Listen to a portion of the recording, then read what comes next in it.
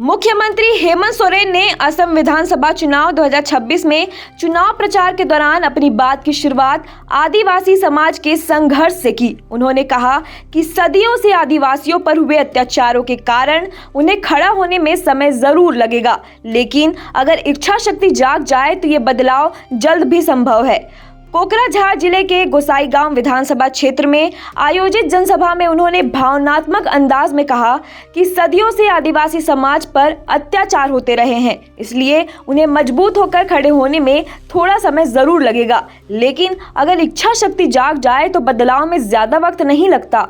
उन्होंने जनता से सीधा जुड़ते हुए कहा, आप एक कदम चलिए, हम 10 कदम आपके साथ चलेंगे। इस दौरान उन्होंने ये भी साफ किया कि चुनाव सिर्फ सत्ता परिवर्तन का नहीं बल्कि अधिकारों और सम्मान की लड़ाई है, जिसमें जनता की भागीदारी सबसे जरूरी है। अपने संबोधन में हेमंत सोरेन ने झारखंड मॉडल को असम में लागू करने की वकालत करते हुए कहा कि उनकी सरकार झारखंड में शिक्षा और सामाजिक विकास के क्षेत्र में कई बड़े कदम उठाए हैं। उन्होंने बताया कि सरकारी स्कूलों की स्थिति में जो सुधार हुआ है और बड़ी संख्या में छात्र अब प्रतियोगी परीक्षाओं में हिस्सा ले रहे हैं। खासतौर पर आदिवासी छात्रों की उच्च शिक्षा का खर्च झारखंड सरकार उठा रही है, जिससे समाज के कमजोर वर्ग को आगे बढ़ने का मौका मिल रहा है। सीएम सोरेन ने दावा किया कि अगर यही मॉडल असम में लागू किया जाए तो यहाँ के युवाओं की और आदिवासी समाज के जीवन में बड़ा बदलाव लाया जा सकता है। उन्होंने विपक्षी दलों पर आरोप लगाया कि वे चुनाव के समय बड़े बड़े वादे करते हैं, लेकिन जमीन स्तर पर काम नहीं करते और संवैधानिक संस्थाओं का दुरुपयोग कर जनता को गुमराह करते हैं।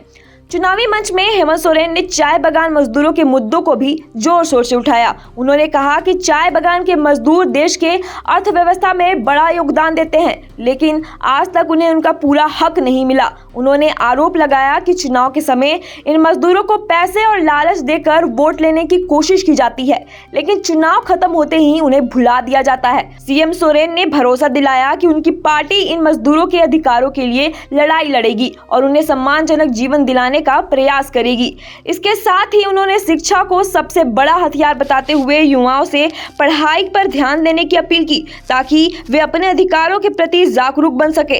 अगर राजनीतिक रणनीति की बात करें तो झारखंड मुक्ति मोर्चा ने असम विधानसभा चुनाव में सीमित लेकिन रणनीतिक तरीके से कदम बढ़ाया है। 126 सदस्यीय असम विधानसभा में पार्टी ने सिर्फ 18 सीटों पर उम्मीदवार उतारे हैं, जो उनके सामाजिक समीकरण के हिसाब से सबसे मजबूत मानी जा रही है। शुरुआत में 21 सीटों पर उम्मीदवार घोषित किए गए थे, लेकिन 3 उम्मीदवारों के नामांकन रद्द हो गए। इन सीटों में गोसाईगांव के फेडरिक कृष्ण हांसदा, मजबत से प्रीति रेखा बारला, विश्वनाथ से तेहरू गौर, चाबुआ से भूपेन मुरारी, सोनारी से बलदेव तेली और दुमदुमा से रत्नाकर तांती जैसे उम्मीदवार शामिल है।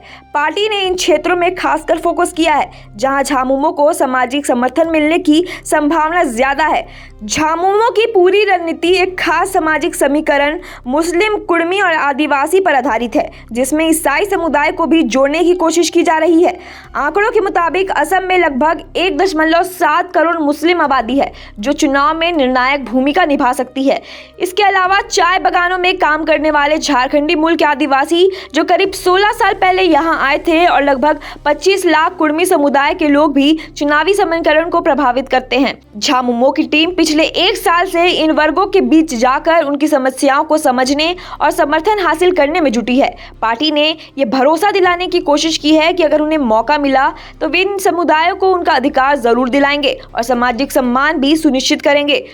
कुल मिलाकर देखा जाए तो हेमंत सोरेन का यह अभियान सिर्फ चुनावी प्रचार नहीं बल्कि एक बड़े राजनीतिक विस्तार की रणनीति का हिस्सा है। झारखंड में अपनाए गए सामाजिक समीकरण को अब असम में लागू करने की कोशिश की जा रही है। अगर ये रणनीति सफल होती है तो ये बीजेपी के लिए बड़ी चुनौती बन सकती है और असम की राजनीति में नया मोड़ ला सकती है। हालांकि ये पूरी तरह इस बात पर निर्भर करेगा कि झामुमो का सामाजिक समीकरण जनता के बीच कितना प्रभाव डाल पाता है, क्या वो वास्तव में वोट में तब्दील हो पाता है या नहीं।